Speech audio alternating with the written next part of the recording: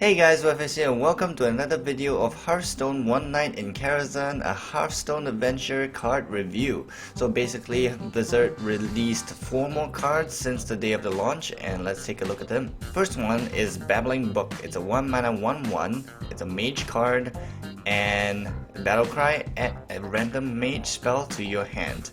So first thoughts about it is that it's a really good card. I mean, it's a mini Kabbalah's Tome with a 1/1 body. So basically it's actually, if you put this in your deck, right, you're basically placing 2 cards in one inside your deck, which is pretty cool. And you know, when you play the current iteration of Mage, there's only one, right? It's the Yogg-Saron Tempo Mage. And when you're looking for 1-drops, it's usually just the mana Wyrm, but now you can play this one as well. It's pretty cool. And hooray for Casino Mage, right? Because you know you want to play as many spells as possible before you play your Yogg-Saron. That's one thing going for mages. It's sort of a buff. I like this card a lot. And there aren't any bad spells in for mages. Like even the secrets, even like Spellbender, it's good because it keeps your opponent guessing, right? So the only possible bad spell that you can get from mages right now is the most recent one, Shatter, when you don't have any minions who are frozen and then you cannot shatter anything. It's just plain useless when you can't do anything. All the other spells are really good. Flame Strike, we have Pyroblast, even Arcane Blast, Forgotten Flame. These are all really good spells. So mage spells, they are always good. Play this card. 9 out of 10. Next, we have Malchezaar's Imp. So it's a 1 mana 1/3 Warlock card. Whenever you discard a card, draw a card. So my first thought of it is like, why would you ever play this card, right? But actually, upon further thinking, I think you actually want to play this card, especially if you're a zoo deck, right? You are playing something like, oh, you're playing Councilman, and you're playing a lot of like Forbidden Ritual, for example, and then your Councilman is like so big, you can play a Sea Giant later on, and then you want to finish people off with Doomguard, right? And if you can't finish people off with Doomguard, you're facing a problem, right? You don't have any more cards in your hand.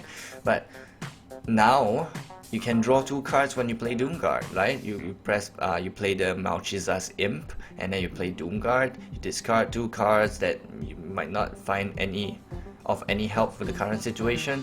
You charge in and hit trade in or hit whatever that you want to hit, and then you draw 2 cards, which you can play again, right? Usually when you play Doomguard and you really have no more answers, you kind of need to keep tapping for answers for the next few turns, and that's not what you want to do as a Zoolock.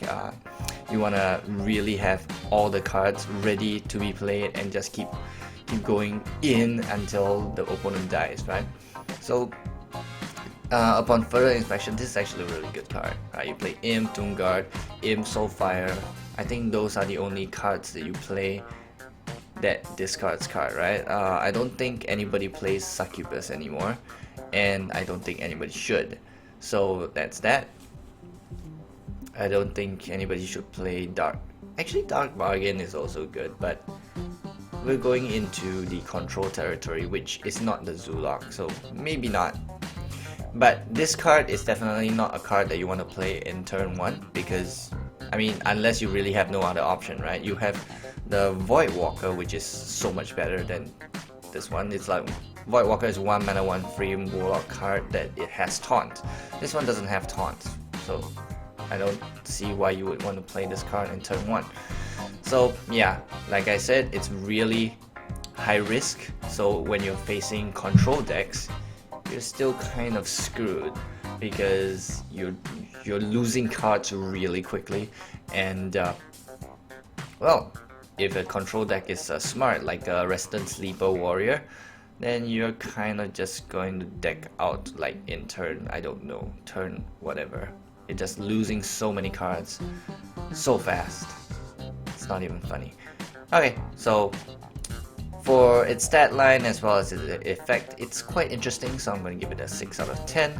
Next card, Moroes is a legendary card. It's a free mana, 1/1 with stealth. At the end of your turn, summon a 1/1 steward. So it works well with, I guess, Steward of Darkshire, you know. See what they did there? Steward with stewards. I don't know what's going on there, but yeah, it works well with stewards. If you play wild, it also works well with, what's that called? Hobgoblin, but I don't think people play wild anymore. So Steward of Darkshire and even token decks, it's actually pretty good if you want to have a lot of tokens and then you just like, you know, you want a Bloodlust, you want a Power of the Wild, you want a Savage Roar. These are pretty good, but unfortunately I don't think token decks are pretty good right now. You don't see much of the Divine Shield Paladin. Maybe this might turn things around, but Divine Shield Paladins are basically just playing around Steward of Darkshire, right? And if the Steward dies, it's over. There are no more win conditions. So it's still kind of bad. This might maybe make things a little bit better, but I don't really think so. So you might try it. I don't think it's good, and it's really easy to clear it off, right? I mean, stealth, so what, right? I got swipe, and okay, let's just talk about all of the cards that are so prevalent in the current meta right now. We have swipe, we have Ravaging Ghoul, we have Wild Pyromancer, we have Arcane Missiles. All of these are seeing play right now, and these are just gonna clear Moroes away, and you're not going to be able to get full value. I mean, you want to get full value, you want to keep it summoning minions for at least 3 turns, right? Otherwise you won't get full value.